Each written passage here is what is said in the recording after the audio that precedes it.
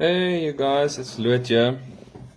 I've had a couple of people ask me what my settings are like on the Fuji X3, so I'm going to show you. Alright, starting at the top, that's more or less where my settings will be, if that helps. Alright, so I've adjusted my shutter speed and ISO, everything to be on the front wheel, on the front and at the back, so I can adjust everything, shutter speed, aperture, and ISO without taking my eye off the viewfinder if I use that. I actually haven't been using this much since I switched over to Fuji. I don't know if it's a good thing or a bad thing, but we'll see in a couple of weeks' time. Alright, so if I go to my menu, I'm going to start at the top quickly. I've only got a few minutes before I need to rush off again. So that's at image size, on large 3.2. I'm on fine on raw and image quality. The raw compression, raw recording, it's uncompressed. The files are just bigger, but I can't really see. I mean, it's like a 50 meg file, which is enormous. So your cards get filled up very quickly. So I've just left it on lossless compressed, and I can't really see any difference in the quality that I get. So that's fine for me for now. Film simulation is on standard. I do use the classic chrome from time to time, but standard is also very nice. Grain effect is off.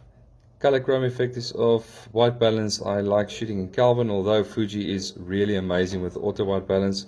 So I normally switch between the two, this depending if I'm using flash or not.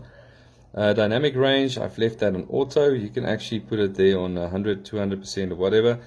And how this works is, well, not really how it works, but it will not activate if you are in ISO 100 or ISO, any of the lower ISOs. So the moment you go to 400 or 800, then you'll have the options on activating either one of those ones. But I just leave it on auto. The Fuji does a really good job of it. Dynamic range priority, I've switched that off. Highlight tone, I've put on -1. Shadow tone +2. Color -1. The sharpness +1. The Fuji JPEGs are actually really sharp, so you can actually leave that on 0. Noise reduction is on 0. Long exposure noise reduction, I put that on if you want to do a longer exposure. So color space is sRGB. Pixel mapping, and then all the rest. Okay, so autofocus, focus area, let's just see store AF mode by orientation, that's off. Autofocus point display, that's off. I like using the maximum amount of focus points within the viewfinder, so that really helps me with my composition and so on. Pre-AF is off, AF eliminator is on, face and eye detection settings is off. I must say, just something on this quickly, is that if you struggle finding focus in low light, and there's a little bit of light that does come through on the image that reflects back into the camera, and if I find that the Fuji is actually very good on picking up the faces and still giving you relatively, well, actually very sharp images when you struggle getting focus in low light. So I don't know, it could be the lens or whatever, but this actually works really well for me. So I just switch the face detection on. Let's say when it's time for the reception, then I will use that. All right, that's on. MF assist is on peak. Focus check is on. I'm not going to read through everything, so you guys can just follow as we go. And the touch screen is off. I might just switch it back on just for a portion of the screen, so I can have a look at my photos and just scroll through them easy, just swiping on the screen. Alright, so drive setting, yeah, we don't have to go there. Sports finder is off. There we go. It's very nice for time lapse.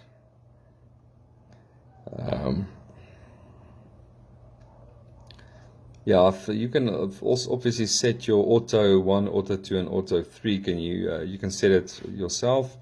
So mine is just set up the way I like it. My wireless communication button is allocated to the top here at the top. Flash, right? What I might say about that just before we go on is I've allocated these buttons.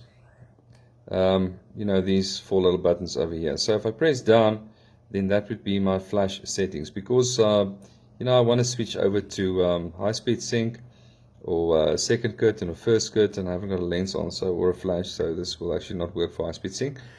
But it's very handy if you're shooting at night and you need to make use of that. If you press left, then that will be my film simulations. If you press right, it will be the white balance, and all the way to the top will be the focus points and autofocus points and so on. So if we go out, just go back into the menu quickly. Just want to see what else I've moved. Alright, so I think what I'll do is I will do a button dial setting video on its own, just to show you how to set your command dials and so on, if you want to customize your buttons on the camera and so on. So we'll do that in the next one. Alright, so I think this is enough for now. You're welcome to send me questions if you do have. I haven't been using the Fuji for that long, but if I'm able to help, I would love to. I'll do another video as well, just to show you which buttons I've allocated where, and the reasons why I've put it there. Alright, so thanks for watching. Hope this helps a little bit. Take care. Bye.